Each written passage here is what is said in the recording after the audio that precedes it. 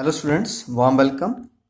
This is class 7th science and we are studying about the chapter number 4, that is heat. In the first video we had studied about the various type of thermometers, how to measure the temperature with the thermometers, and there is a reading scale, that is degree Celsius in the normal thermometers, and difference between clinical and the laboratory thermometer.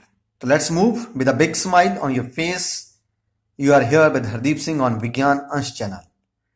And the first definition that you are going to learn is temperature.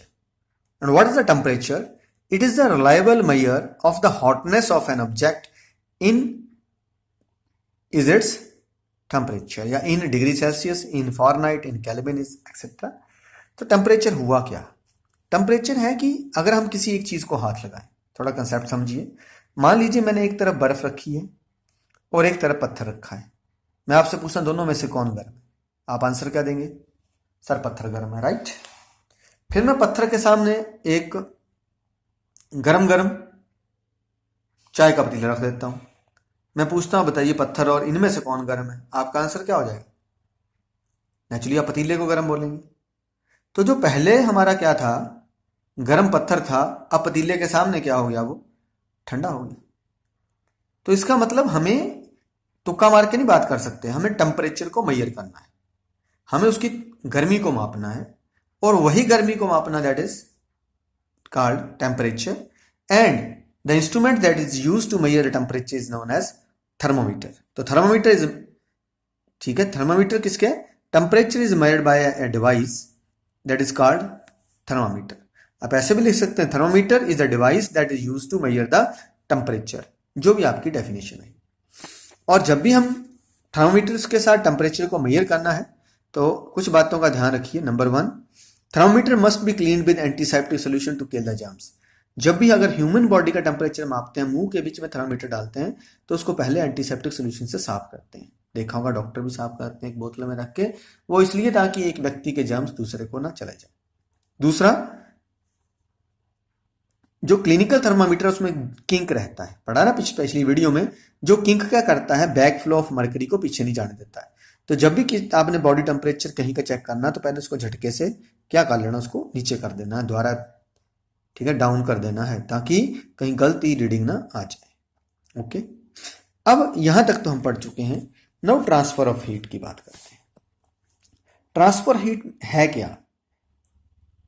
मान लीजिए एक जगह पे गर्मी पड़ती है, तो वहां से वो गर्मी जो है वो दूसरी जगह तक कैसे पहुंच जाती है, that is called transfer of heat. ठीक है, सपोज आपने पतीले का, आपके पास एक पैन है and you are heating the base of this pan. आप इस बेस को गर्म कर रहे हैं and this the handle of that pan. ये हैंडल कैसे गर्म हो गया? यहां तक तो हमने हीट भेजी नहीं, राइट। तो हीट यहां तक कैसे पहुंच गई? That is called transfer of heat. तो ट्रांसफर ऑफ हीट की डेफिनेशन आप बना सकते हैं, movement of the heat from one part और प्लेस टू अनदर। एक जगह से या एक हिस्से से दूसरी जगह को हीट का जाना क्या कहलाता है? ट्रांसफर ऑफ हीट का। पहले ये चीज ध्यान रखने वाली है कि हीट जाएगी या नहीं जाएगी, ये हमें चेक करना है, राइट। मेथड्स बाद में देखते हैं। मान लीजिए ये है, लेकिन मैंने आगे क्या लगा दिया, प्लास्टिक का हैंडल कर दिया इसको। अब बताओ हैंडल को गर्म होगा? हैंडल तो गर्म ही नहीं हुआ। पहले मेरा लोहे का ही, हमारे पास क्या था, मैंने कहा पैन है और पैन में हमने उसका हैंडल है उसी मेटल का था, कोई कवर नहीं था, तो गर्म हो रहा था, लेकिन ऊपर प्लास्टिक लगा दी तो नहीं हुआ। क्यों नहीं होगा?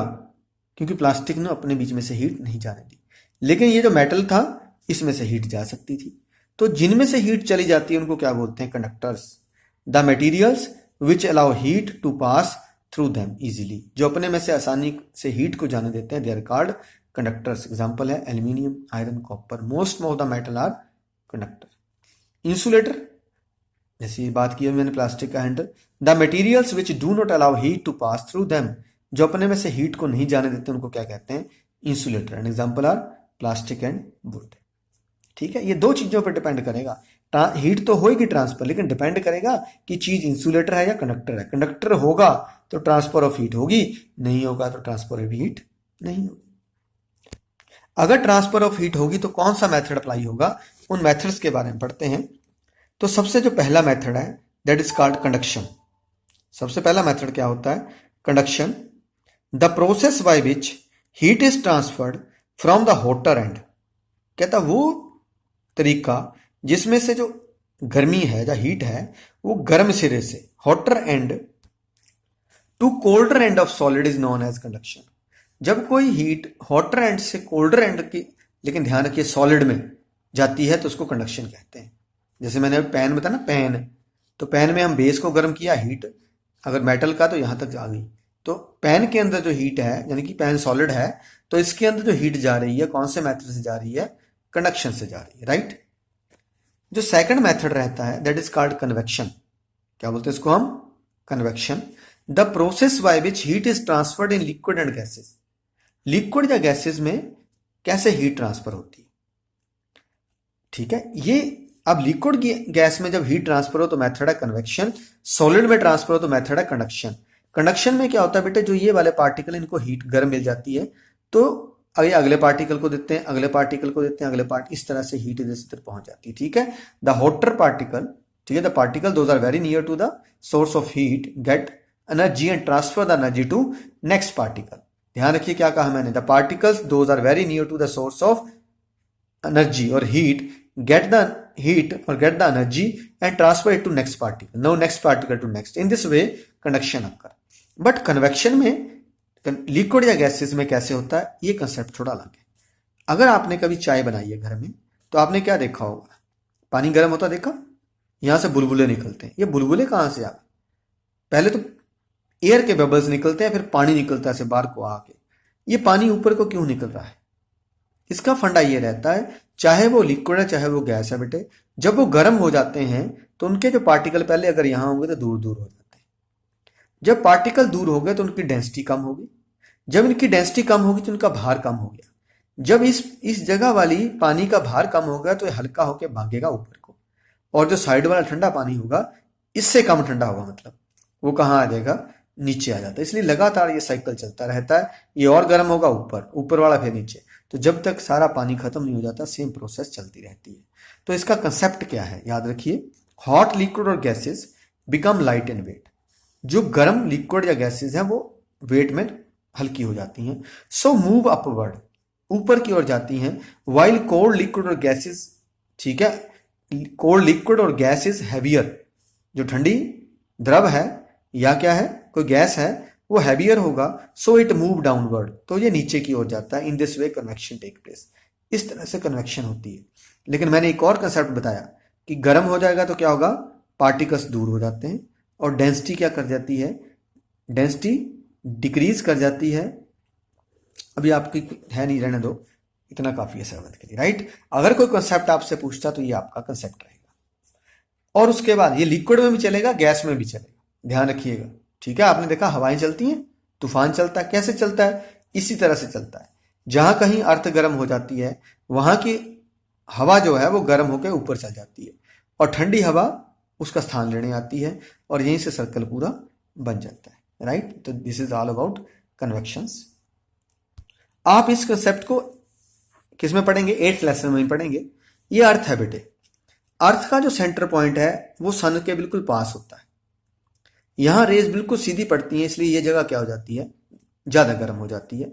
यहां को रेज टेढ़ी जाती है, इसलिए यहां तक एनर्जी कम पहुंचती है, इसलिए ये जगह क्या रहती है, ठंडी रहती है। अब देखिए, जब यहां वाली सारी एयर गर्म हो जाएगी तो यहां से हवा किधर को जा रही है, ये ऊपर को जाना शुरू कर देती है, और जो सराउंडिंग एयर है वो इसकी जगह को आना शुरू कर देती है। क्लियर? सिमिलरली ये सबसे ज्यादा ठंडी जगह है, ठीक है, लेकिन इससे ये वाली गर्म है, तो यहां से भी क्या होगा, एयर करंट्स, हमारी अर्थ पे किस तरह से हवा चलती है वो सारा कंसेप्ट आप इसी बेस पे पढ़ेंगे। तो विंड फ्लो का पैटर्न अगर हम पढ़ना चाहें तो ध्यान रखिएगा, ये जो हमारा लेसन नंबर 4 है वहां जाके हेल्प जरूर करेगा, तो इसको याद रखना, हम यहाँ ज्यादा डिटेल में कर लेंगे। The next is radiation. Radiation क्या है? The transfer of heat through the vacuum. Vacuum में डबल क्या लगाना है, मैंने भी गलत लिखा था और आज पहली बार गलती हुई है। The transfer of heat through the vacuum, vacuum में डबल यू लगाना है, डबल सी नहीं लगाना, ठीक है। वैक्यूम मतलब जहां कुछ भी ना हो, ना हवा ना कुछ, देयर इज नो मीडियम, ध्यान रखिए, अगर कोई मीडियम नहीं है तो हीट ट्रांसफर कौन से मेथड से होती है? रेडिएशन से। मीडियम मतलब ना सॉलिड, ना गैस, ना लिक्विड पे चले कैसे? तो transfer of heat through the vacuum और no medium is known as radiation. अब देखिए सन है, ये हमारी अर्थ है, तो बीच में कुछ टाइम तक तो गैसेस हैं, उसके बाद तो गैसेस भी नहीं है, तो फिर ये हीट हम तक कैसे पहुंचती है? ये बीच वाला सारा जो एरिया कौन कैसे होता है? रेडिएशन से ही होता है।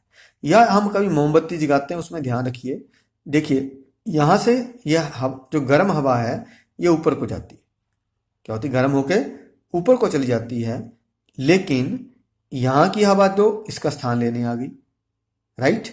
तो यहाँ भी क्या हो रहा है? एयर ऊपर को क्यों जाती है? आप कैंडल को टेढ़ा भी लिटा दो तब भी कैंडल ऊपर को उठेगी। रीजन फिर वही कि गर्म हवा ठंडी जो है, ठंडी से क्या होती है? हल्की हो जाती है और ऊपर की हो जाती है। तो इसी कंसेप्ट पे ये सारा काम है रेडिएशन एंड कन्वेक्शन। तो रेडिएशन कहाँ चली? Transfer of heat through the vacuum means no medium is there, ठीक है, इज नॉन एज रेडिएशन। तो heat from sun to earth इसी मेथड से पहुंचती है, राइट? तो इसी कंसेप्ट पे हम काम करेंगे, ये 3 कंसेप्ट की आज पढ़ेंगे।